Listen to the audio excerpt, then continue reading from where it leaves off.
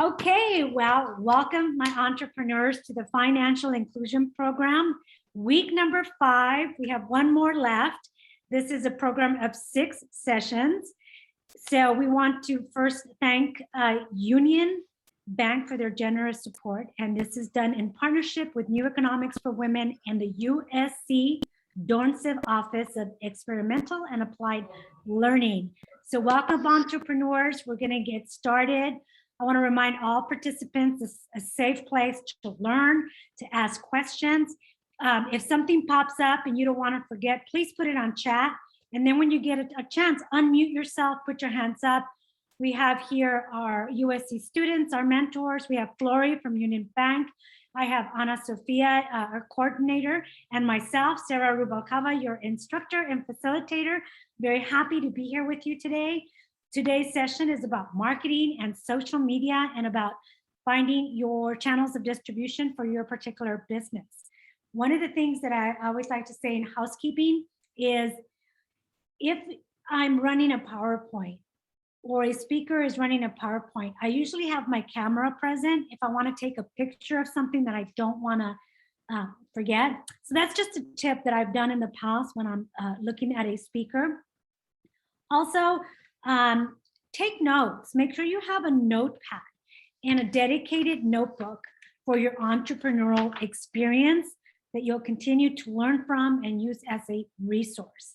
So each week you will receive valuable information with practical actions so you can build a business plan to grow or build your business. It will be your blueprint for creating and building your business. We will finish at 7:30 and take a break about 6:55. That's usually the plan. We have a very special speaker today, and I can't wait to introduce her. But I'm going to get started on marketing. So I'm going to share a PowerPoint with you all. Okay, can everybody see I'm on? Okay. It's good. Yes. Fantastic. Marketing and social media for startups, session number 5, Sarah Rubalcaba, that is me. I'm an entrepreneur, workshop facilitator, and coach. Our agenda for today includes marketing, social media platforms, and channels of distribution.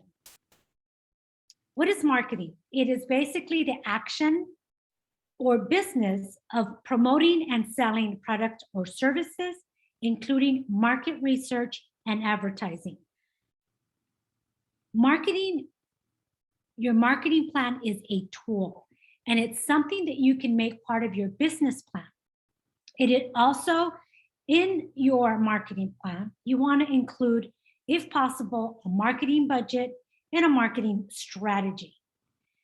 For me, I did a couple of events pre-COVID, and Facebook, I worked with actually our upcoming speaker, Eloida Corona, to help me do Facebook ads to try to invite and entice people to join my events. And I had a small budget of $100 because that's all I could do. But at least I had a budget, and it was programmed by demographics and location. So what you also want to keep in mind in a marketing plan is what is your objective or outcome that you want from your marketing plan? And at some point, you have to analyze to make sure this plan is working for you. Okay. There are many types of marketing vehicles that you can use to market your business. It could be social media, public relations. I worked in public relations for many years. And in public relations, you basically write a media advisory and invite people to come and share some time at an event. Maybe you have a unique product. And you know what? You can call the media and say, you know, I would like to speak to such and such reporter because I'd like to share a story. That's free marketing. And we can get more into that. But I did a lot of free marketing for nonprofit organizations by getting media to show up or promote their event or product, either on television, on radio, on newsletters, or other formats. And then there's advertising. We mentioned advertising could be utilized in many ways. You can do advertising in an industry newsletter that targets a particular client. You can advertise through Facebook. You can advertise in your local church bulletin. You can advertise maybe at your child's school. Maybe you do cookies and maybe they have some kind of newsletter and they sell little ads. So there's always these different unique ways to advertise. You can also do a pop-up banner and maybe place it somewhere that is allowed for you to hang a banner. Newsletters. If you're in the business of consulting, if you're in the business of being an industry leader or expert, you can start a newsletter that could be a short newsletter giving tips, giving stories, and just sharing knowledge about your particular industry. Then there's market research. Some people hire companies to do market research. This could include a focus group. And then there's digital marketing and banners. I want to talk a little bit about a focus group. A focus group could be if somebody is designing a new dress and they're designing, they have a store and they want to start producing a new product. And this product is a very beautiful silk dress. So she can call her friends and say, I need each of you to bring 2 people that don't know anything about my designs or my clothes. And I'm going to have some appetizers and some champagne, and I'm going to have some of you models, some of my latest fashion, and I'm going to have a survey, and I want to talk to them about, do they like the material? Do they like the design? Do they like the color? Would they like a bow added? You know, what would make them buy this dress? What would they pay for it? So these are all the things that could be done in a focus group. You could do a candle and do the same thing, have a candle party, but make sure you bring people that don't know your product and that align with the type of client that you're looking for. This could be male, female, they could be very different demographics, different age groups. It's understanding who your client is and bring them over. Even if you're a consultant, you could do some type of coffee as an expert. And it could be a webinar. It could be some type of Zoom where you divulge a workshop on your expertise. I've done some on time management where I invited actually a lot of teachers for time management during the COVID. And I didn't sell anything. I just said, you know, I just presented the workshop and I said, if you need my help in the future, here I am. So that's different ways to look at how to market your product. Banners, there's different kinds of banners. I used to use a lot pop-up banners. They're about under $100 and you could use them at events, even if you're a speaker or consultant, if you're going to be somewhere. Some people use banners that cover tables. Other people use banners where they put behind a 10 by 10. So there's different banners that you can use. It could be a flyer or a poster that you can use when you're going to be somewhere, or maybe some of your clients are at a medical office and you ask if you can put up an 8 by 10 little flyer. Brand awareness. Marketing is really about brand awareness, about people seeing and knowing your product. For example, if you hear just do it, this slogan is Nike's, right? Or if we just see this little swooshy little red Nike logo, we know, oh, that's a Nike brand. That's brand awareness, is getting to the point where you are consistent with the look of your product and your brand. This includes the colors that you use. It could include fonts. It could include slogans and also the logo and your website. You want to make sure that everything that you use is consistent and being aware that your business will evolve. So that as your business needs in marketing evolve, the vehicles that you use will also evolve. So keep in mind, I'm sure you have seen certain products I think it was Kentucky Fried Chicken that became KFC. And this actually happened during a time period where people were trying to eat healthier and they didn't want Kentucky Fried Chicken. So they changed it to KFC. So there was actually a reasoning behind it. So now most of the new people probably know KFC. I know KFC as Kentucky Fried Chicken. So brands do evolve depending on the times and depending on how their product is also evolving. So marketing collateral, a lot of people, when I said, do you know what marketing collateral is? And they're like, no. So it is anything that you communicate your brand message and support the sales of a product or service. So collateral could be a blog, an ebook, a podcast or newsletter. It could be any print materials like your business card, posters, flyers, catalogs, and digital content. Again, ensuring that all of the branding is consistent in colors, that if you're using a logo, that you use it every single time. So when they see that product, they're going to say, hey, that's Sarah's brand, or that I remember seeing that on a flyer, or I remember seeing that at a workshop. Testimonials could also be a good marketing collateral. Most of us, if you have a website, I had to take mine down because it got hacked, but I had testimonials. And when somebody would ask me about my website, I would say that if you need more information, my website is really my resume. And right now, because I don't have a website, I am sending them on a link to LinkedIn. So LinkedIn is a way if you can't have a website yet, because you're not ready or you don't want to spend the money, put all your information on LinkedIn and provide your LinkedIn on your business cards and all of your collateral. Another thing is social media platform. That's also your marketing collateral. A capabilities deck. We talked about this a few sessions ago, having a one-pager with all of your capabilities, including the name of your company, when it was formed, what the capabilities of your business are, the last 3 projects that you've done. So we talked a lot about that, and a lot of this information is available on YouTube now, and soon we will have a dedicated webpage for all of the 6 sessions. Another one, and I repeated website here twice, I guess it's really important, and videos.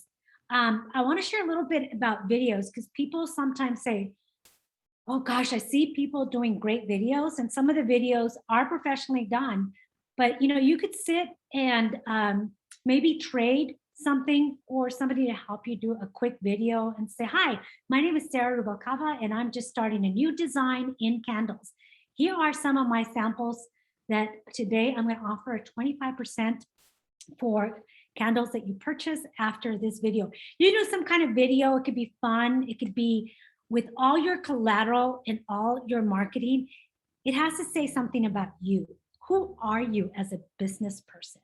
And make sure it is in line with who you are. Okay, and go back to any questions thus far? Please do raise your hand or let me know.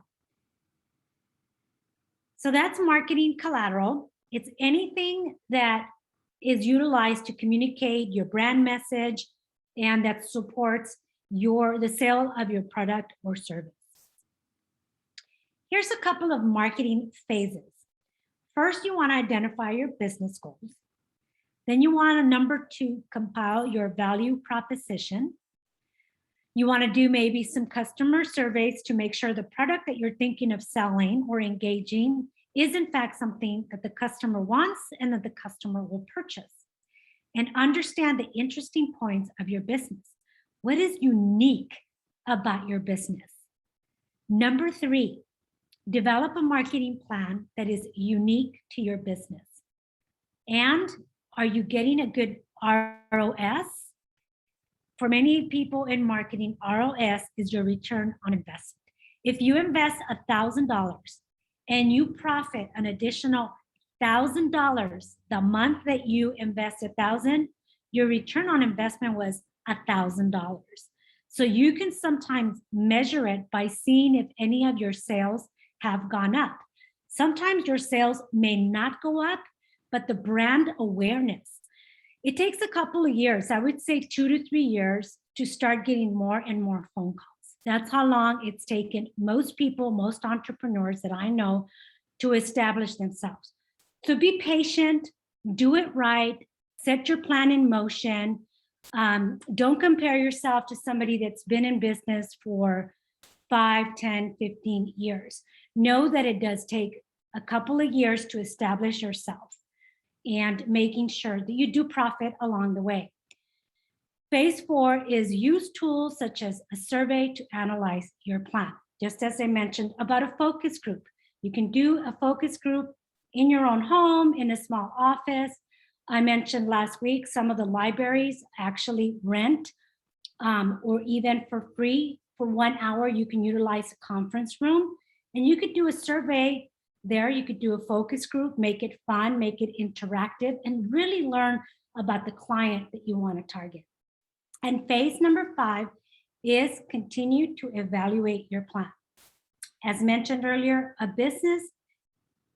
a business evolves, the marketing plan evolves, and the vehicles you use will also evolve. So marketing strategies for a consultant. Here could be some possible examples of what to include in your marketing strategy. Maybe social media platforms, you can place ads, you can launch an expert newsletter, you can reach out to potential clients directly and just said, how about some coffee? Don't do, I personally don't like people who give me a hard sell. I want to share more with them and be able to extract what their needs are, because I may not even be a fit and I come up front saying, oh, you should hire me to do this. I think when you reach out to a potential client, it's really important to hear what they need and what their needs are. And you may not be a fit, and that's okay. They might then, once they hear about who you are and what you do, they might actually refer you to somebody who is looking for someone like you. So don't be disappointed and use that as a valuable tool. Once you get in front of somebody, that person could be connected to 6 other potential clients, 10 other potential clients, even the one person that you'll need to, pay you that good check, right? Another thing is to get referrals. If you know people, I actually posted one time on Facebook that I am doing workshops on productivity, time management, health and wellness. Within a day, I got my first client, and she was my client for 2 years. It was fantastic. And from there, I got more business. So you can post on Facebook what you're doing. That's your marketing pitch. Pitch it. The last one is ask to be introduced to a potential client. You may know somebody that knows somebody. It would be great. You can say, I am starting my business and I understand that you know this person really well. Would you mind doing an introduction? Marketing strategies for product. For example, we talked about the market research to make sure that you don't expend a lot of money before developing or manufacturing a product that may not be welcomed by clients. And also to launch product and monitor results. Product research is very important along the journey of your entrepreneurial journey. Final words on marketing. Marketing is a fundamental to every business. Evaluate where your business is with a client survey or focus group and create new ways to bring value to your client. Today, we have a special guest that's going to be talking about social media platforms. And before I introduce her, I'll just have a few more pages. A social media must-knows is that developing a strategy, just like you have a marketing strategy, a social media strategy will be part of that plan for marketing. It is recommended you start and get to know one platform before you tackle more than one. Reputation management. Understand that what you're posting is going to be out there and it's going to say a lot about you and your business. So guard your reputation, guard your business reputation. Engagement. Are you engaging with the clients and how often are you engaging? Make sure that you commit at least 15 minutes a day to engage, to answer questions, to see and respond to any questions, and just be present. Social media content calendar. If you're going to start a social media platform and you have a plan, make sure that you have maybe a monthly type of topic and you break it down then by week, and then you share what connects with people. Content should say something about you, your uniqueness, and the uniqueness about your product. And finally, topics should be useful and relevant. So if you're an industry expert, you can engage in videos and different types of newsletters that could be giving tips about something that would be helpful to people. The last thing we're going to talk about later today are the types of channels of distribution. The types of channels of distribution will vary if you're a wholesaler, a retailer, or direct to consumer sales. So we'll be talking about later what channels of distribution do you use or need in your industry to reach a client, and what is your plan to reach your ideal client. So your action today will be to write a plan for marketing, social media, and a plan to reach your ideal client. That's sort of your homework. So here are just some channels of distribution, depending on the type of business that you have: Etsy, ThreadUp, Shopify, Amazon, Facebook, Instagram. There's so many, like Pinterest. There's so many opportunities, but you have to find the opportunity unique to you and your business. So to finish my PowerPoint, what one thing will you focus on this week? What will be in your action plan? So sometime during this presentation, I would love for you to please post and put it out there. What will be the one thing you will focus on this week? Marketing plan, social media, or finding where your perfect client is. And with that, I'm going to stop my share. And I think I see that Yoya is here. And before she comes on, I'm going to tell you a little bit about her. First, her bio. Eloida Corona left the corporate world in her early 30s to risk it all in order to find a deeper meaning to life and have the freedom to travel. With over 15 years experience in marketing and PR, it has now been a 5-year journey of volunteering and experiencing humanitarian missions, mentoring young adults, teaching, creating marketing plans, fundraising internationally, and even building homes in Mexico. Eloida Corona is now living her dream as a senior level freelancer and an international social media marketing director. Yoya, as she is here with us. Let's see, are you here, Yoya? Do I see you? I'm here. There she is. Hi. Welcome. I'm so excited to have Eloida Yoya here with us, and I'll tell you Yoya. Yoya, Yes. I admire Yoya because she has the power of conviction. The power of conviction to say no to the things that she are not part of her life, and to say yes to those that are. And I want to start by asking you, Yoya, about your lovely life, but first about during COVID, you started a juicing business. Can you tell us a little bit about how that started? Yes. Hi, everyone. It's an honor to be here. I got in a little early. It's so interesting what you're doing. So awesome. Yes, during COVID, oh God, I can't even believe it. I'm here in a small Santa Maria, I live in the Central Coast, and my family is in agriculture.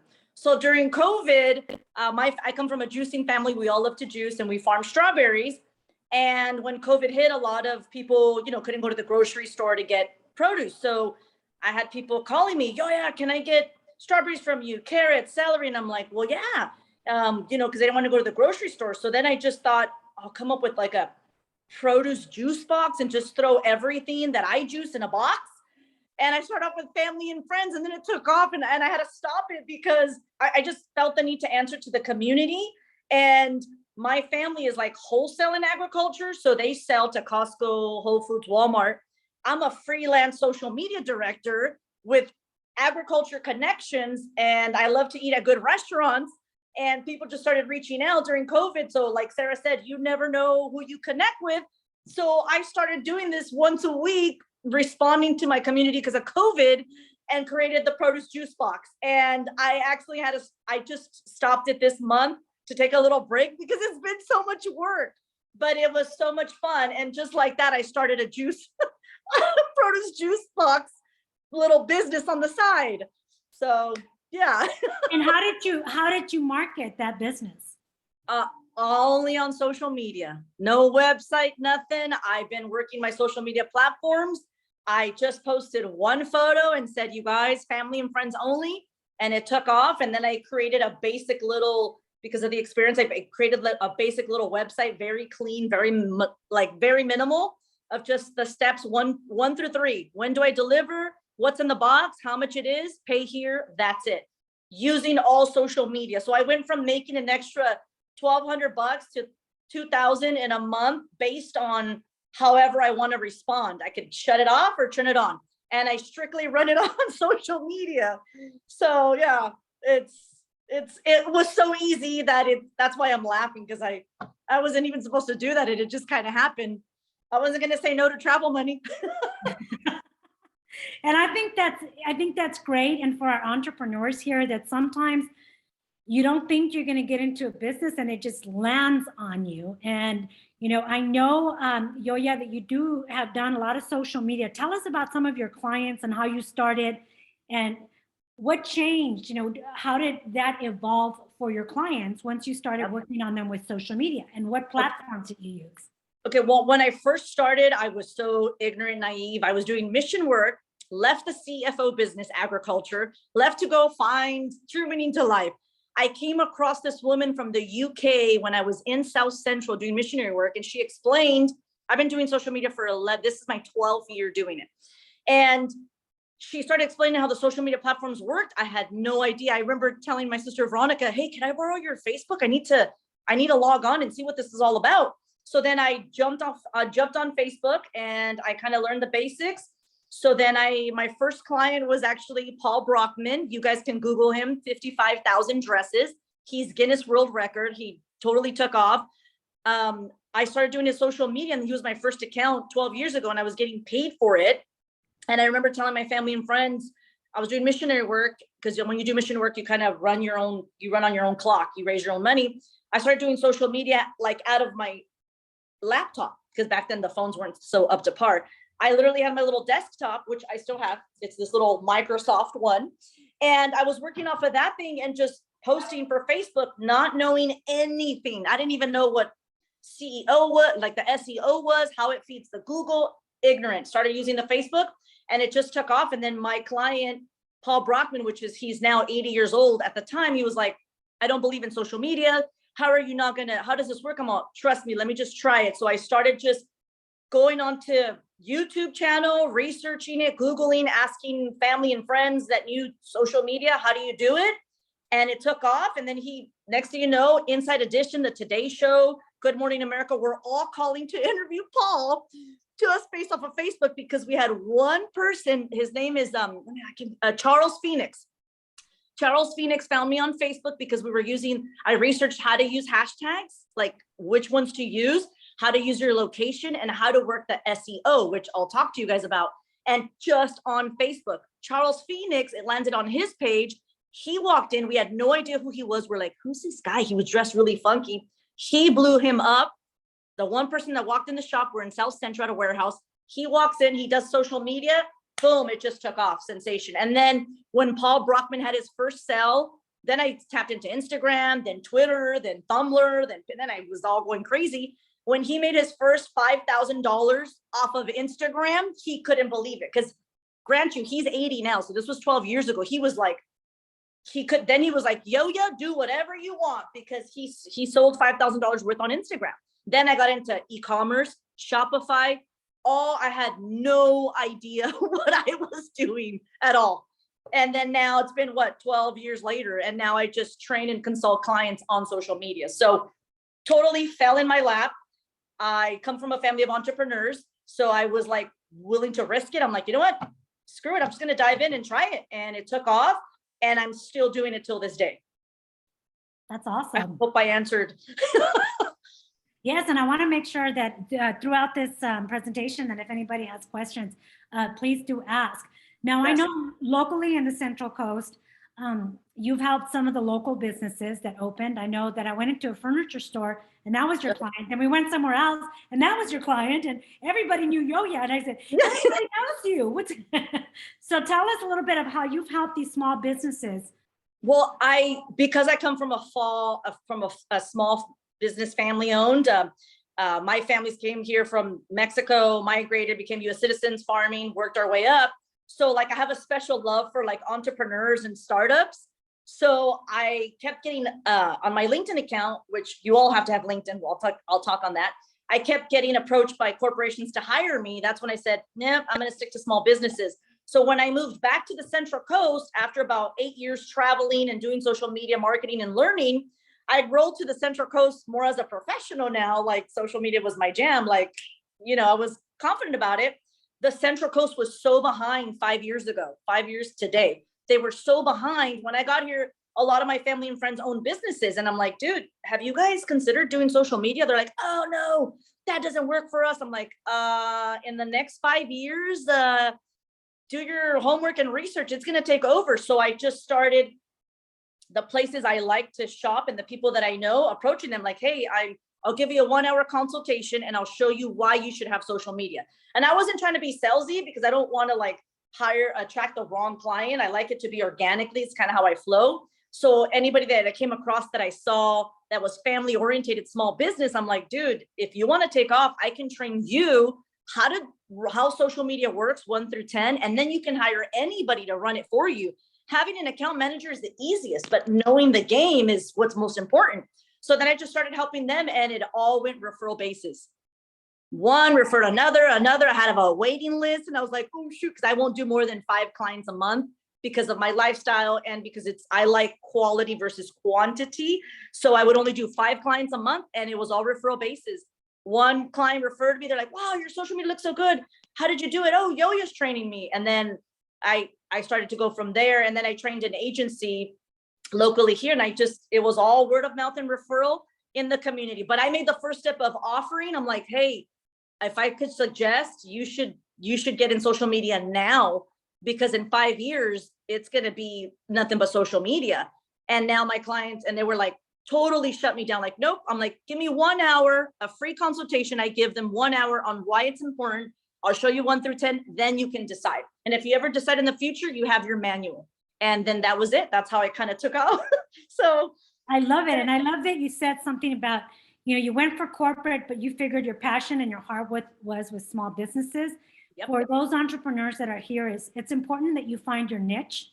And that, like Yo-Yo says, she only takes 5 clients because she wants to do quality. You could be miserable and have 10, 15 clients because you want tons of money, but then not really provide that quality. So Yo-Yo, thank you for mentioning that. And I learned that the hard way, because I took like 10, 20. I'm like, oh shoot, I can't do that. It was just, I wasn't giving them quality. Like, and when you're a business, I come from a family of entrepreneurs. This is like, I can't give them, excuse my French, I can't give them half-ass work. I got to give them 100%. And so you narrow down the quality. So it's, hence your referrals. Yeah. Oh, yes. Nothing. And I worked strictly on referrals. I had a little website, a basic one. I took it down because again, I only want to attract small mom and pa's community where I'm at. So it's all referral basis. I don't have to, it's amazing. Like they do it for me. I'm like, oh, thanks. I'll put you on the list. I'm like, oh, this is nice. That's great. So now teach us how it's done. I don't know. Teach us. Tell us. Yes. Okay. I mean, how much time do I have? As much time that you want. I mean, I don't want to overwhelm you, ladies and gentlemen. I don't know if we have a gentleman on here, I'll but give you, so it's about 6:37. Sometimes we take a break at 7. We'll see how everybody's doing. I don't want to overwhelm you guys. I kind of tried to, like, as I was listening to you, try to give the facts and the basics. So first of all, we'll just start, like, I don't know how many of you guys have social media platforms, but if you don't, this is your sign to open them this month. Maybe Like you can post on chat what social media platforms you're currently using. Yes. So that she knows, please. Yeah, I would love to. And then what I'll do too is I'll send Sarah a basic, like I'm not trying to get a counter or anything, but a basic proposal on what I teach. That way, whenever you guys are looking for, wherever you're going to hire social media, you know what to look for and what an account manager is supposed to do. I have the basics. You could just, it's the last client I sent, no big deal. Just, and I'll just send it to Sarah and she can email it to you guys. You guys can have like an outline. So with all my clients, I always say, if you don't have social media, this is your reminder, start today. Don't overthink it. Don't try to make it look perfect. Just open up. Again, you guys are doing marketing with Sarah. So you guys by now already probably have your mission statement, a bio, some type of business plan you're working on. So that makes it easy. I want you guys to know that most clients that I work with, they're like, what's a mission statement? I'm like, because it's like, you can't do the social media. I'm like, oh my God, are you like, wow. And they're successful. I'm like, wow, how have you been doing your shop without that? And then, so we, like you guys have Sarah right now lining you guys up. It makes it so much easier. Most of these entrepreneurs don't have like any of that or no idea of like how she was telling you guys to make an action plan. None of them. So then I'm like, okay, bio mission statement, the number one key. The second thing I always say when you're going to open up social media platforms, I recommend right now there's a total of 9 that are hidden, that are Zooming. If you're going to open them up, I suggest just open them all across the board. You have your name. Let's say your name is Yoya Inc. Okay. You open it up on Facebook, your LinkedIn personal, you should have Twitter, Tumblr, Pinterest, TikTok, everything, Instagram, all of them, because it's advertising space that's available for you. One post can go such a long way. A lot of people, what they do is they'll only go, for example, Facebook because they feel comfortable. Great. Or they'll only do Instagram. Great. But you're missing out on all this other space. All you're doing when you get one post, and let's say you post it on Facebook and you do one post on Facebook, all you're doing is copying and pasting and posting on all the other channels. And what this does, the most important thing that this does is I want you guys to envision, I don't know how savvy you guys are with technology, but I want you guys to envision a cloud, okay? And it's called the SEO, Service Engine Operator. All the social media platforms, Pinterest, Google, Tumblr, Twitter, LinkedIn, TikTok, YouTube, all of them speak, okay? So if you're posting one post on all of them, okay? You use the same email to open, you use the same business name. If the business name is taken, you add an initial, whatever. You use certain hashtags that your social media marketing person will advise you which ones to use. You're using all the same information. It's all speaking. It sends it to this cloud called the SEO. That cloud then tells Google, hey, these channels they're endorsing, they're legit. We're going to put them on Google. The more you use them, the more ranking on that Google you will be. Back in the day, people would pay $5,000 to $10,000 to a marketing agency. That way, when you Google, looking for produce near me, juice, I would be the first one to come up. Like if you Google social media marketing, I'm probably one of the top 10 to come up because I've been using all the platforms for so long, way before social media took off. People are like, how did you get yourself to come up number one? I used all the channels. So again, I took a lot of workshops and then social media hit and I attended all these seminars that educate you. So I want you guys to know that it's only going to take you an extra 10 minutes to copy and paste on all of them. So don't waste that clientele because not everybody likes Facebook. Not everybody likes Instagram, not everybody. And you'd be surprised celebrities are on Twitter. So, and I'll go over each platform, like what it's running, like who uses what, but so you don't want to miss on any of that. That's the importance. It feeds, you use all 10 channels, you do one post. All you're doing is copying and pasting on all of them. Then it speaks to the SEO. SEO sends it to Google and says, yes, these people are legit. They endorse you. You start getting ratings on YouTube. On Google Business.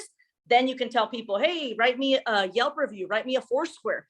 The more you have, the more endorsed you get on Google and the most likely you are to come up when people are searching for whatever your business name is. That's why it's so important to come up with particular hashtags.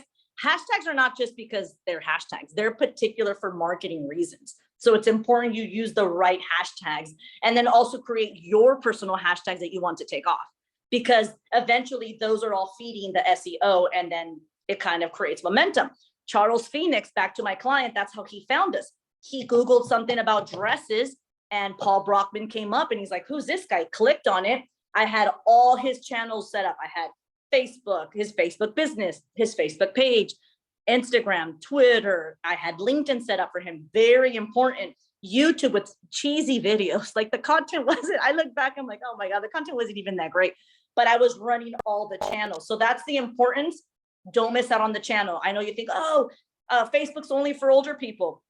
Yeah, but those are clients. So I'll stop right here if you guys have any questions on the SEO or anything, and then I'll jump into explaining each channel, the difference, and who kind of statistics show that they use it and whatnot. But do you guys have any questions on, like, why? Does that make sense to you guys? I hope I didn't lose anybody. No, they're all here. Okay. I'll have them also include on chat if you have some of the questions. Yeah, if you have a question, send it. So I'll just go ahead and jump into, you guys probably all have Facebook, and makes sense. Perfect. Thank you. I just want a thumbs up. I don't want to be like, oh shoot, I lost them, you know? For example, you guys probably all know Facebook. That's the oldest platform. People that don't have it, you're just missing out on a different crowd. You have your age range from 40s and up. Facebook is their jam. Facebook, yeah, it's personal. Obviously, it's connected to your personal one, but when you open up your business page, they can't see your personal stuff. So Facebook is known for creating albums. People like to share a lot of videos and photo albums. So if you have a business page, I would suggest you get like 30 pictures, you upload them in the album. You know, if I did it for the produce, I'd be like strawberry selection, carrot selection, celery. You can upload on Facebook too. It allows you to have a store. It walks you through it on how to have, it's a mini version of Shopify. So Facebook also has a store online. Then you can link up to your local Facebook stores that are everywhere. So Facebook is key. You don't want to lose that market. Instagram, you guys already know, you got all the millenniums, man. And Instagram is number one. I mean, Instagram and Facebook go back to back, but Instagram's still number one. And the fun thing about Instagram is that's like the most genuinely and organic way you can get audience, by recording in the Insta stories, because Instagram has the permanent post, right? You post your permanent post and it stays there. And then it has the Insta stories that roll over and they're there for 24 hours. Everybody wants to see behind the scenes. Everybody wants to see when you're like, oh shit, I didn't do this right, or I did this right, or check this out. Everybody wants behind the scenes. The more authentic you are with that ends 24 hours, you can be a little less professional with it, as in behind the scenes. And again, according to your marketing plan that you want for that month, but you can have fun with the Insta story because it's going to erase in 24 hours. And then you can edit and add it to your highlights, and you can have behind the scenes, product at the shop, blah, blah, blah. So Instagram is very fun. And that's where people get to know you and will be most likely to follow you through Instagram, watching your Insta story, as opposed to watching your actual Insta page, how you curate it. Again, curating Instagram is also, it was in, now it's not so in. People do curate it. Like when I say curate it, they make it look a certain way. Like you go to the Instagram and maybe they'll have a quote and a picture and a movie, or they'll have like a certain color. People do that. A lot of social media agencies do it, but people that are making money and running businesses, they don't care. They're just slapping. The more product, the better, as long as you get your message across that you've come up with marketing wise. Whatever your marketing statement is, as long as you get that across Instagram, it doesn't matter anymore. Then we'll jump over to Twitter. The importance of Twitter. When you post on Instagram, you can click a button where it automatically posts to Facebook and Twitter. You don't even have to copy and paste. And the thing about Twitter is that you have a lot of celebrities and high profile people. Till this day, they run their own Twitter. Most of them don't run their Instagram or Facebook or Pinterest or all that other stuff, but they do run their own Twitter because it's very easy. And Twitter's all very informative, facts. And every now and then I do tell my clients, don't just connect it from when you post on Instagram, it automatically connects to Facebook and to Instagram, but also every now and then post the picture so they can actually see. But Twitter is like, it's one of the biggest assets, because you have high profile people watching that. So the first thing I tell clients with Twitter is follow all the people you admire, from Oprah Winfrey to, I don't know, whoever. Find all the people that you admire and just follow all of them, retweet their stuff. That's the easiest way to engage on Twitter, is retweeting, because then like-minded people, like I love to follow Gary Vee. He's a social media guru. Anything he tweets, I retweet automatically. And then when he retweets, I see other people that retweet, I'll follow, be like, oh, this person does social media too. And then we're like-minded and we follow each other. So Twitter is a great outlet because you're dealing with a lot of high-profile people. I want to say something really quick. When she was talking about Instagram, she took us on her journey when she would be delivering her juicing boxes, sometimes biting on the strawberry. Sometimes she would be on the fields collecting them. Sometimes she would be there with the client delivering the product, strawberry cakes. I mean, all this stuff that she included. Behind the scenes. Behind the scenes. That was great. And people love that, especially like your local community. They're like, oh my God, like they love seeing all of that. We have a question here. Sure. So Curie K said that if you are starting a business that's service oriented and not selling physical products, would you advise, what will be some advices or ideas will you give to starting a post or to start posts besides a headshot or a logo in your company? Oh, I definitely, instead of a headshot or a photo of the company, I would do a video, dude. I'd be like, hi, my name is Yoya. I just started doing this, boom, boom, boom. I'll be sharing some more content soon. Hit a like if you're interested. If you have any questions, DM me direct. I would do a video and just explain what service you have to offer. And if you don't feel confident doing a video, because I know a lot of people don't, I would introduce it through the Insta story. I would create an Insta story explaining, educating what you do. Then I would save all of that and create a reel. You know how the reels are in the REEL, the reels. I'm not sure if you guys are familiar with the reels. I would create a reel of all that information. And then I'd put that as a permanent post, introduce what you have to offer. But a video would be amazing. I also have a question. How important will you say that storytelling is when it comes to marketing? How important? Oh, it's extremely important. People want to hear your story. Like people will want to come buy from you because they would like to hear your story. And it's up to you to share as much story as you want. Like you don't have to share everything, but what your storytelling, I always say social media for me is sharing stories. So the more you share, the more authentic you kind of become. And then your audience kind of holds you accountable because you share stories. And then they're looking because they want to see like, oh, is she really from here? Is she really going to the fields? Is she really picking up the strawberries? So very important sharing stories. The more sharing stories you are, the more personal you are with the client, the less like salesy, like the less like, oh, buy this or shop here. You create more of an intimate relationship with your client when you share, in my experience, when you share stories, and you have the control of what you want to share and what you don't. A lot of clients don't share nothing personal. They share their product and behind the scenes at the office, things that are happening, suggestions. You don't even have to share nothing personal. A lot of times people are like, I don't want to share my personal. You don't have to, but you share the story of your product, your business, how it was created. People love that. Yeah. Awesome. Do you have, what is it? Do we have any more questions? Yes, one of the mentors actually asked, Mia, do you want to ask it yourself or do you want me to read it? Oh, yeah, I can ask it. So you mentioned how important storytelling is for marketing. So do you have any tips when we do like pictures and photo shoots for our companies? Like how can we convey a story through a picture? Like, do you have any tips or things that have worked well in the past? You know what? Every time we did a photo shoot, and I always did some snippets behind the scene, when you watch the algorithm, people monitor that more because sometimes you just post a picture and then that's it, right? But if you do a couple behind the scene, like you create momentum, so you start posting behind the scenes of, let's say you're at the photo shoot, shooting the product, you shoot a couple behind the scenes, your algorithm goes up, everybody loves it. And then you wait the next day and then you do the permanent post sharing the photo shoot about yesterday. And you can start off by sharing, most of you guys watched our behind the scenes from yesterday. It was so much fun. Here's what we created. We hope we got the message across, or vice versa. But definitely, I'm going to say behind the scenes, showing little snippets. You're welcome. I hope that makes sense. Try it and you guys will see your algorithm jump high. Lenny, you have a question? Yes, I have a question. I came across a new opportunity this past week to this new nonprofit where he's helping feed the food insecure, and he was asking if I can help him with Twitter and social media. And I honestly, I feel like you in 12 years ago, where I'm not quite sure if I know what I'm doing, but he seems to want to depend on me.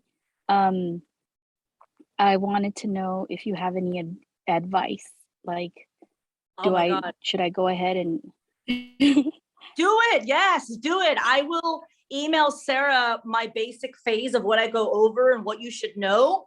And Sarah can give you my information. I would love to give you a 1 hour free consultation and to help you with that, because just do it, dude. Honestly, just jump in.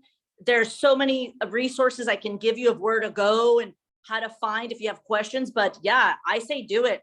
I mean, listen, anybody can do social media marketing. Anybody, as long as you know 1 through 10.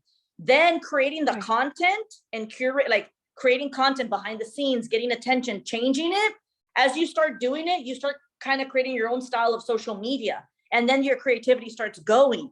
But learning the basic tools, dude, just do it. I mean, if he needs the help and he's willing, great. Yeah. And I would love to give you a 1 hour consultation for that. That's kind of close to home because you're feeding the needy. I like it. Yes, absolutely. Feeding. So make sure you give us your information. Yeah. We had another Will do. question from Curie. Was it Curie that I saw something from? Please open your mic, Curie.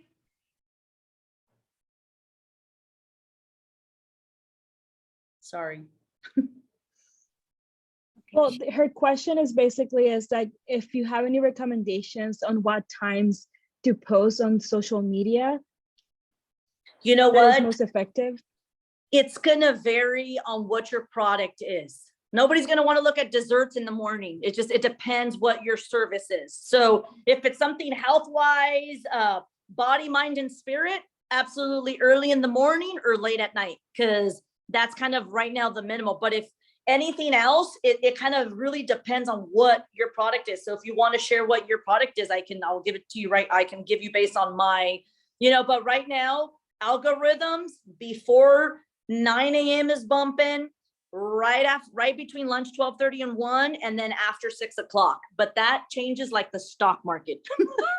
Again, it depends on your product. If you're doing health, spiritual, body, mind in the morning, late at night, everybody loves it.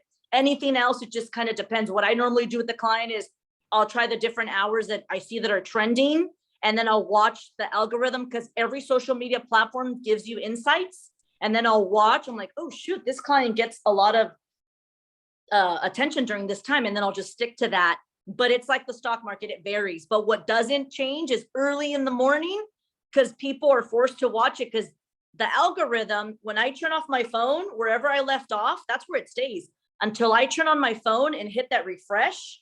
Like if you turn on Instagram and you don't swipe it to refresh it, you start where you left off. But if you refresh and whoever posted early that morning, most likely it's going to come up on your feed if you post early in the morning. So that early in the morning is still kind of overriding everything. But once you get posting, you have to monitor that. It's different for everybody. I hope that helped. Thank you. Yeah. Yeah, they're all saying thank you. I have a question. Huh? Yeah, I have a question. So you have to be posting almost every day, right? How often? Well, it depends. The recommendation in the status quo right now is if you have less than 500 followers, you only want to post twice a week, if anything. This is why what happens.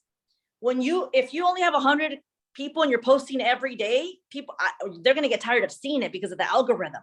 And it's kind of hard to understand. So just go like this. If you have less than 500 people, twice a week is fine. But your engagement needs to be that much more. If you have over 1,000 people, post as many times as you want, because it's less likely they're going to see it. So it just depends on where you're at, and also your engagement. Because when like most of my clients I start with, they have 0 followers. So I just post a bunch. I don't follow anybody. I post, once I get enough content in there and I like the way it looks, then I start following people. Boom, boom, boom, boom, engaging and following. I start following accounts I would want. I start following local businesses, local communities, the chambers of commerce, the Kiwanis Club, the surfing club. It depends on the client. I start joining a bunch, following them. And then once I get over 500, then I can post at least twice a week. And then you get into a marketing strategy, and then it just takes off on its own. But over 1,000, you could post every day. So it really depends on what you're portraying on social media and what you're trying to do. If you're blogging and you're educating every day, regardless of how many followers you have. If I am a teacher and I want to educate, I post every day. Today, I'm going to talk about this. Tomorrow, and you post every day because you're teaching something different. But when you're selling one service, I don't want to see on my Instagram that service over and over when I already know. But if they're teaching something, I want to see every day new stuff. So again, it depends on your product and service. So short tip is, if I'm under 500, twice a week is enough to get the message. I always suggest keep the Instagram story alive as much as you can, but a permanent post, just start off with twice a week. Stick to it, be consistent with your story, twice a week, and then your engagement is every day. I've been doing social, I don't probably spend more than 6 hours a week on social media, and I like right before I was gonna log on with you guys, I just put the timer on and I was engaging for some people that I'm helping right now.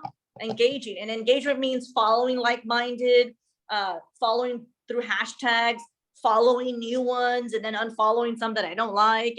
And once you create that momentum, that you have to engage every day. If you told me, Yoya, should I post every day or engage every day? Because then people will get to know who you are. You start following, they'll follow you back.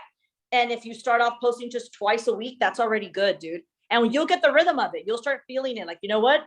I'm going to post, I'm going to start posting a little bit more. But once you pass 500, you hit the 1,000, you could post every day for a product or a service. But if you're educating, absolutely every day, all day, because you're educating, you're teaching something new. So you don't get burnt out.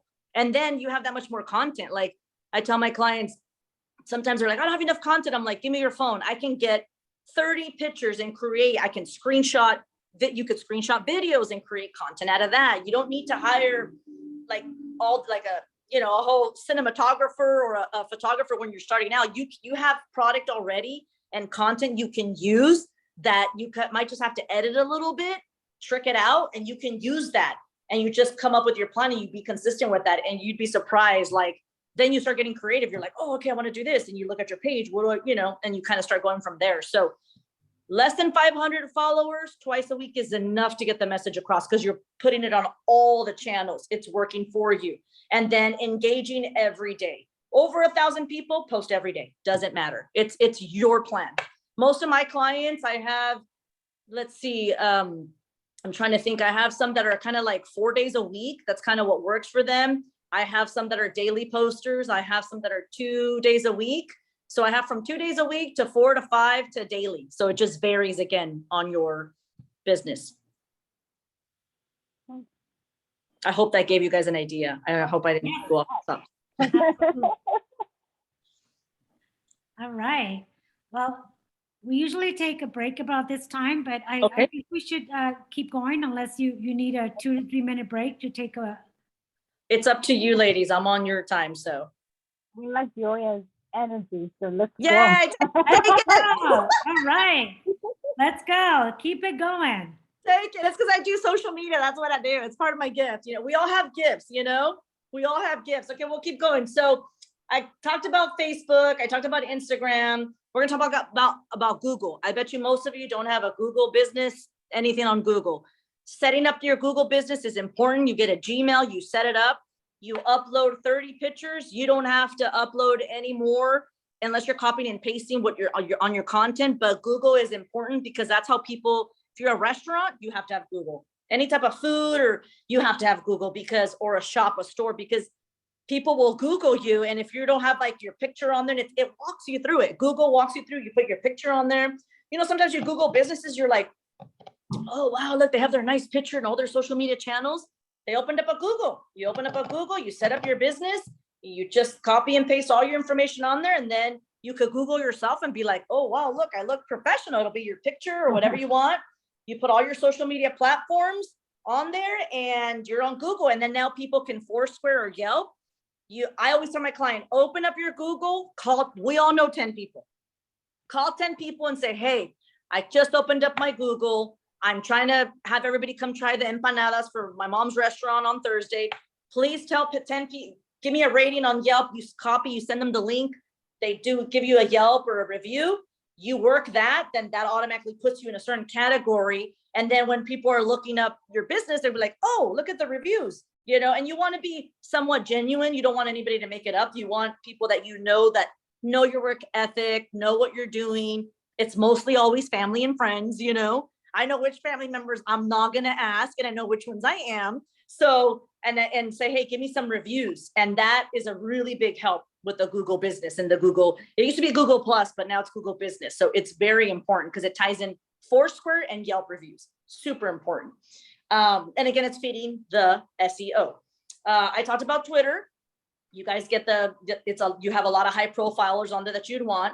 Next one's going to be Tumblr. Tumblr's so overlooked. You guys probably don't even know what Tumblr is. But if you look on your Instagram, it allows you to share to Facebook, Twitter, Instagram, and Tumblr.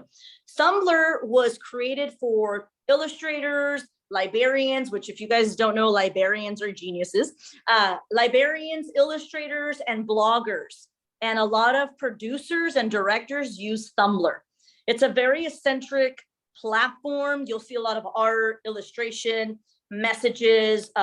People sometimes don't really use their real name. They use different names, but it's just it's a different type of platform. But again, it feeds the SEO, and you have directors that are on there. You have librarians that are on there. If they go to the library, and that's kind of the percentage of who used to use it. So again, like Sarah said, you never know. One person knows 6 people. You don't know. It's a platform you might as well do, and it offers it for you on Instagram. And Tumblr's so overlooked, and it's one of the oldest platforms ever. Like Taylor Swift, Tumblr. Yeah, it is. Taylor Swift, is so active on Tumblr. It's crazy. Taylor Swift is like the queen of Tumblr. So something new to research. Again, all you're doing is copying and pasting, engaging, just like Twitter. Follow a couple accounts you like. What you're really using it for is the real estate. If you don't like Tumblr, a lot of people don't. You don't like it, that's okay. But you're using the real estate of it, meaning it's feeding the SEO. So when you copy and paste your photo with the hashtags, you're just giving extra space and you're feeding it. So that's the perk of that. Somebody said, is Tumblr still? I'm like, well, we hope, just like Instagram. Instagram got shut down. I don't know if you guys know this, but Instagram got shut down a couple months ago. Facebook got shut down really quick, but it was a glitch. Twitter, Tumblr, and LinkedIn are kind of the only 3 that never get shut out. If you guys have noticed, when the platform shut down, everybody runs to Twitter to see what's trending, because Twitter runs off, and this is way off my expertise, but the little bit I know, Twitter runs off a complete different engine. So it's funny, the times I have social media platforms, I personally go to Twitter and follow my social media gurus, and I'm like, shit, what's going on? And I see what they post. And then that's kind of how I get my information, but we'll see how long Tumblr's around for. Then you have your Pinterest, which you get the market of all your moms. A lot of the moms and teachers thrive on Pinterest. That's kind of what statistics, last conference I attended, moms were killing it on Pinterest. So are teachers, because it helps them organize. Anybody that's organized and likes order and is working on they do a lot of visual boards, or also a lot of interior decorators, interior designers. I have a client, Chic Interiors. She's local here. She loves Pinterest because it lets her see all her stuff. When she meets with the client, they create their own boards. She always tells the client, create something on Pinterest and send it. So that market of all you're doing is copying and pasting that one picture. It's going to take you 2 seconds to copy it on Pinterest. And again, another real estate market, you're filling that gap, copying and pasting. You follow some people you like, you engage. You never know who's on it, but you got all your moms, teachers, and interior designers that love Pinterest. My gay community too, they are all about Pinterest. They are divas on Pinterest. I worked with an organization, and these divas were like, oh honey, we are all about Pinterest. That's all That's all they like to use. So you don't want to miss that. The next one, this is the most probably important one for any business, is going to be LinkedIn. If you don't have LinkedIn already, I mean, that's the most important one. If you're like, you know what, Yoya, I don't want to do any of these platforms, then you know what, you're going to have to hustle it on LinkedIn, but LinkedIn would be the one that I would not miss out on, because I have gotten so many clients and jobs and recommendations or people reaching out. I do a lot of freelance social media. You get anybody from big corporations calling you for projects. And the cool thing about LinkedIn is if you do invest a little money in LinkedIn, you fill out your bio, your educate, it's a resume pretty much online. The cool thing about LinkedIn is that you can actually fill out where you're actually looking for a job, or you're looking to hire, or you can put any solicitation you want on LinkedIn, and it does work. People do respond. Like whenever I throw anything on there, I'm an alumni from FIP because I studied fashion design for a while. And I always get messages from FIP like, oh yeah, we're looking for this. Do you know anybody? And there's all these different groups in LinkedIn you can join. LinkedIn is very powerful. One amazing story that it's like my glory story. I get cheesy, but it makes me happy. One of my clients Venmo me an extra $3,000. And I looked and I was like, hey girl, I texted her, hey girl, I think you messed up. You just Venmo me $3,000. She goes, no. She's like, I just got an account. I made, this amount of money because of LinkedIn. And she's in agriculture. I'm like, okay. And she's like, I just want to thank you for your service and appreciate you, because she was so adamant. I don't want LinkedIn. I'm in agriculture, because they distribute produce. And I'm like, dude, but LinkedIn is all about connecting with executive. And I mean, you don't know who you're going to connect with. It's a more business scale. Like you could connect with a lot of important people. And I had to twist her arm, and finally I convinced her to open LinkedIn. And I'm like, hey girl, you messed up and you actually Venmo me. She's like, nope, I made I want to just give you a bonus. And I was like, amazing. Now she's like LinkedIn queen. And Sarah, Kim, the veg boss, she's all about LinkedIn now. She has all her salesmen in agriculture, LinkedIn. And from my experience and my family business, they're wholesale. They sell to, Kroger, Costco, Whole Foods. They don't use any social media platform. They don't need it, but they do use LinkedIn because it's produce. They use LinkedIn. Now it's like unheard of. My brothers are in their 50s and they're like, I can't believe we're using LinkedIn. And I had to help them how to go through it because they didn't want to do it. I'm like, you guys, it's easy. They don't even have anything filled out. They just have their first and last name and that's it. But that's how they're getting in contact with all the new buyers. And the new generation in produce, in my experience, they're doing everything through LinkedIn. And I'm talking millions of dollars. Like they buy truckloads. Like one truckload is like 50 grand of produce, depending on what it is, for 100,000. So it's like they're making these huge deliveries and they're connecting through LinkedIn internationally. So agriculture, cannabis through LinkedIn is skyrocketing. Now the fashion industry too. So like, if you told me, yeah, I don't want to do any of them, then you better kick ass on LinkedIn, dude. You got to be on LinkedIn. You got to, your connections and get endorsed. You could get endorsed on LinkedIn. Like Sarah can endorse you guys on this workshop. She can create a little section in LinkedIn. Like I taught this workshop, boom. And then you go in it and it endorses you that you participate in this project. If you go to mine, it's like a spider web. I have so many, you click, it's like all these projects and people you associate with, that automatically connects you with the web with other people. So LinkedIn is the easiest way to engage and connect, but it's a lot harder because it's very meticulous. You got to enter all your information. Like the more, the merrier. So I worked LinkedIn for a good 2 years and I was like just helping people set up their LinkedIn account because it's that meticulous, but I highly recommend it. That's a whole different level. And it's the most, I leave that for like one of the last ones because it's like one of the most important ones, dude. LinkedIn is just, you could get endorsed by your professors, by your colleagues, by past bosses. It's just the reputation and the referral on LinkedIn like over exceeds a lot of the platforms. Even though nowadays people are looking at people's social media to hire them and whatnot, but LinkedIn, I mean, you can't lie about what your experience is because you have people endorsing you and they're like, oh, she worked here. They're endorsing. So it over exceeds most of them. So I want to emphasize on LinkedIn big time. And LinkedIn on all the 7 social media platforms we talked about, you can all buy ads. They have like free workshops you can find on YouTube. They walk you through. Everything is so easy now that like these 20-year-old kids are killing it because they're already used to just reading everything and boom, it walks you through it, ads, filling out. It's so easy, so easy. Now, the 2 most newest platforms, well, not newest, but the ones that are kind of it's making a Before you comeback. jump into that, Huh? yeah, what I wanted to say about LinkedIn. So I had to shut down my website because it got hacked. So on my website, it's sending them to LinkedIn. It is that important. If you don't have a website, LinkedIn is your resume that you can continue to grow and enhance. So absolutely something you need And to start on. to this day, I think there's like 1% of anybody that's been hacked on LinkedIn. It's a different platform. Like they can't, it's a whole different platform. So it's very, very, very, very, very important. And then after LinkedIn, the newest, obviously you guys know TikTok is also trending, and TikTok and YouTube are in a little fight right now because you have all your old school people. Like I have a personal friend right now, Jenna, she's working on getting her, she's doing like a document, like a reality show with, God, I can't think of the HG and HGTV Home and Garden Network. I'm so bad. I'm not into that. That's why it's kind of hard. She's an interior I think it's designer blogger. HGTV. You do have I think Sexy Palau has a question. Oh, I'm sorry.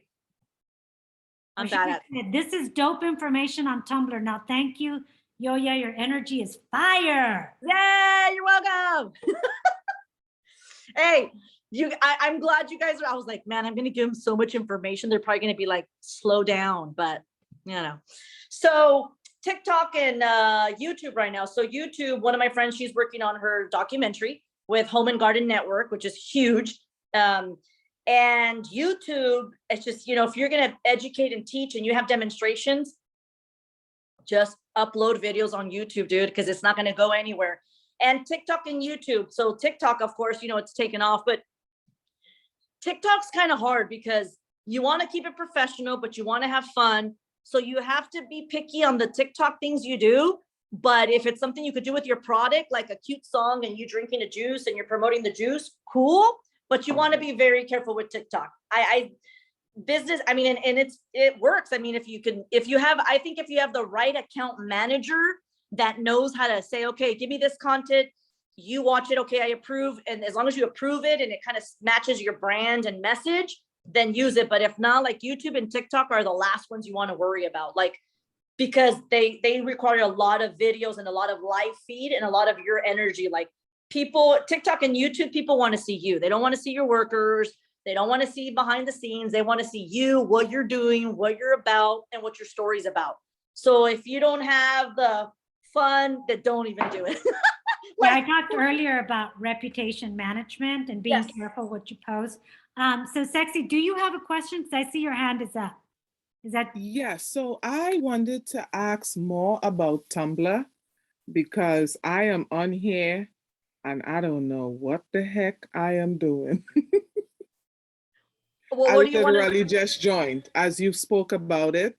I Oh, okay. literally just joined, Okay. and the field that I am in, which is feminine health and wellness, I just Google and it's like a shitload of information on here. Excuse my French, but That's okay. this is crazy. Yeah. Tumblr's amazing. Like I said, librarians, directors, producers, illustrators, that's what they use. So it's a very, it was originated for just like blogging, like one level from blogging, because before blogging, it was emailing. Everybody was emailing newsletters. Then Tumblr kind of took over that. So it's like, there's a lot of art on there. And like I said, Taylor Swift is the queen of Tumblr. And look at her. She has like the #1 fans. But it's just, you'd have to just jump in there, follow some things you like. Tumblr's it's not like Facebook. It's not like Instagram. It's like an art gallery of your stuff. Does it depend? She said your business is what, Sexy? I am into the yoni business, vaginas. Okay. You educate people on what your message is about the vaginas on Tumblr. And on Tumblr, you can post anything. Anything. Okay. It's very educational. So yeah, you would just open Tumblr, your business name, a little bit of information, and then pictures, and you just use it like if you're posting on Instagram. Same thing. It's just you won't be able to see other people's feeds unless you follow them. You won't be able to find people unless you research them. So Tumblr forces you to go in and research and look and search for, I'd go in Tumblr and follow like people you like Oprah Winfrey, Taylor Swift, like some celebrities do have it, and kind of see what they did in the beginning, because obviously they hired the best of the best to portray their message. But other than that, it's a just informative platform. Okay, cool. And you could post anything. Thanks. Okay. Flora, Thank you you. have I another appreciate question? it. You're welcome, Sexy. Thank you for participating. Yes, Flori? I have another question. The question is, so let's say you already have a personal LinkedIn. It's, I guess, all in the social media. Yep.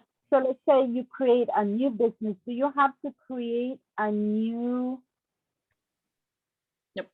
LinkedIn, I guess, yeah. because you're still the same person. So if you had that business, you put when it started, when it ended, and it just goes down here, and then you open up the new one. Now, it's just information. It's like a resume. Now, LinkedIn also has the option of opening a business LinkedIn where you can like pay for that. But a lot of people, believe it or not, don't use it because it's just a very simple, like a Wikipedia, like message, that's it. So it goes under your personal name. So you just keep it under your personal name, like a resume. So if you can open as many businesses as you want, you can list all of them. It's like a resume. Oh, okay. Yeah, one thing keep I your did same- open, sorry, I did open the business one and it wasn't worth it. I think it was $200 to $300 for the year. And so when you're starting a business, you have to be very careful with your expenses and first try it out. And as Yoya is saying, you can explore a lot of this on YouTube videos, informational videos, and see what kind of connects with you. Yep. And I'll send Sarah, like I said, my basic 1 through 10, and then I'll send you the top 3 social media like conferences that any of you girls can attend virtually. They cost between $100 to $3,000. So they have them, it's Social Media Week. They have them in New York, LA, they have them everywhere. You could buy the online. So I'll send Sarah that link. You guys can jump on there. Sometimes they have free workshops. Sometimes they have sales. So I'll that way you guys can dive into that. But yeah, to your answer, keep your LinkedIn personal. You just change the business and the mission and the bio. No, absolutely. And I think Anna, you had a question or comment? Yeah, also like I believe for LinkedIn, you can create your own like business page and you can just invite your connections to like that page and then they can also share it to their network as well. Yes. That's And correct. also I have another question. So let's say that I have this business and I open accounts like Twitter, Tumblr, Instagram, and Facebook, all these accounts so it can help create more traction for that SEO. But should I also like as well do research on what will be the best platforms that I should focus on, especially as like a solo entrepreneur and I don't really have that much time to focus on social media. So should I just look at my audience and see where my audience is going so I can get them through there? Or should I just like focus on all the social media platforms? Well, whatever's easiest for you, my suggestion is going to be, I would get that focus on your marketing plan. That's where all your energy goes. You get a calendar and you're like, okay, this whole month you have your social media plan marked out, like what you're going to post or what comment, what you want to get across, like for example, right now, most of my clients that own shops, they'll still hire me for a one-on-one. They're like, okay, yeah, we want to push Christmas holiday. So you come up with a marketing plan, you have that. So you don't have to spend so much time on energy on every platform. You come up with your plan. All you're doing is posting on your post on one platform, and then you're copying and pasting on all of them. You'll start seeing, then you have to engage and get the clients, but you'll start seeing which ones people are sending you messages, whether it's Instagram and Facebook. And yeah, you could choose to focus more on those, but pretty much your most focused point is writing down your marketing plan on a calendar and then coming up with what you're going to post. And then all you're going to do is copy and paste on all of them. But yes, if you see one, most of my clients tend to focus most on Instagram. That's just what ends up working for them the most, Instagram or LinkedIn. I kind of want to say it's a tie between the two, but most of them end up focusing more. But I tell them, post anyways. You don't have to spend time then on the other ones, but just post anyways. Have it out there because it's just real estate. You're buying like this huge house and you're not using the second floor. That's pretty much all you're doing. So I hope that answers your question. Yeah, I think one of the things that's interesting when I see Yoya posting and helping the community is that she makes it fun. She says, well, tell me about this and look what they're doing today and look what they're developing. And, you got to get rid of the fear and just step into it. And if maybe you're shy, you can get a friend that has Yoya's energy to kind of help you out. You know, or you blame it on your manager. Like my social media manager, like my client Greta, she's like, my social media manager Yo-Yo's making me do this. So hi guys. And she got the reviews. Everybody loved it. Now I can't get her off the freaking, I'm like, dude, now she won't get off her. She's like, hey guys, da-da-da. And everybody loves it. Her social media took off. She's like at 10K now. I'm like, mira la que no quería, like the one I say, look, the one that didn't want to, you can always blame it, you know. And again, you can hire the right social media manager for a month, you know, but I recommend that you as a business owner, you learn it, because if I'm personally at my level, I want to watch you and what you're doing. I want to know what you're doing, what your mission is, what your story is. I don't care about your employees. I want to know about you. Once I know about you, then I'll be like, oh, okay, cool. Then I know who you're hiring, and okay, that girl, I can see, okay, that girl works with them. Okay, cool, cool. Then you kind of vibe into everybody else. But other than that, you kind of want to see you. And I can tell you from experience, my clients, when they put themselves out there, like Sarah said, blame it on a friend, blame it on a social media director, tell a friend, hey, can you go, you're kind of outgoing, will you go live with me? Can we do an interview? Can we go on and just check it out and try it? And you're going to mess up, but who cares? It's A for it. Just put yourself out there until you get it.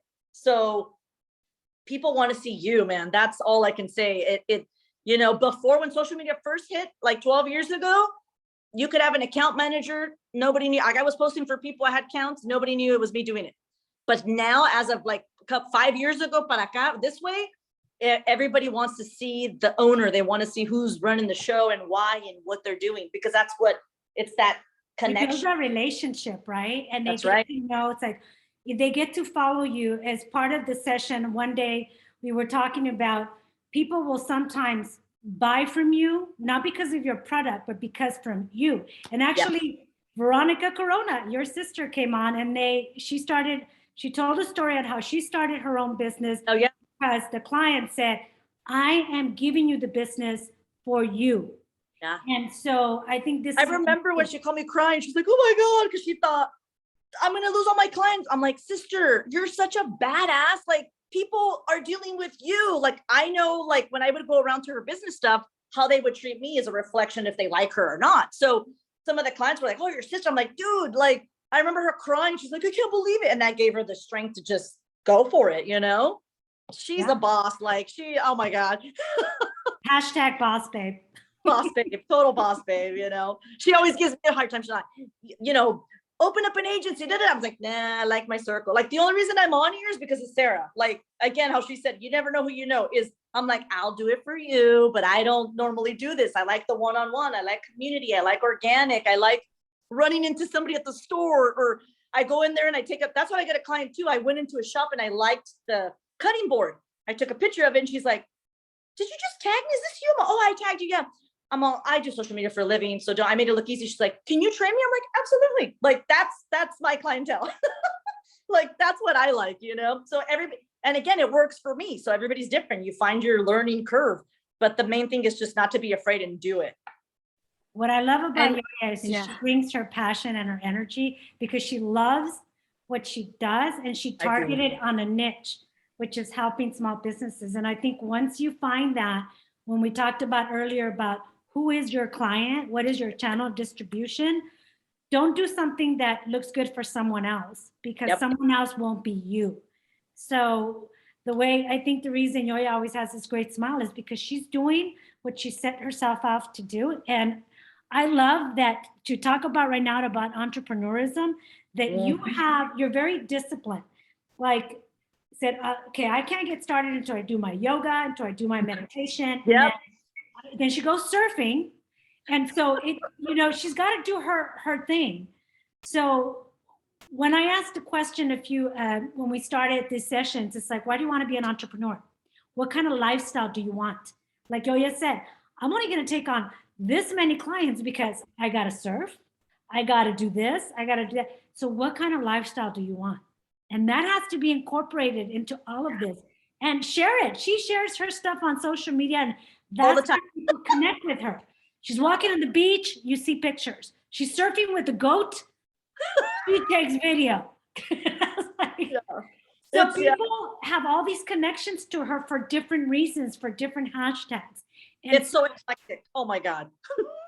It is, but it's you. You know, that's, I mean, you travel all over the world doing missions.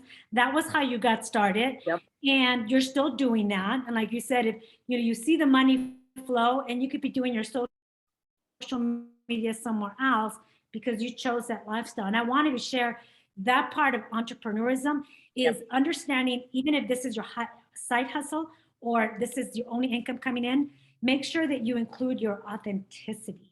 And I know this has been great.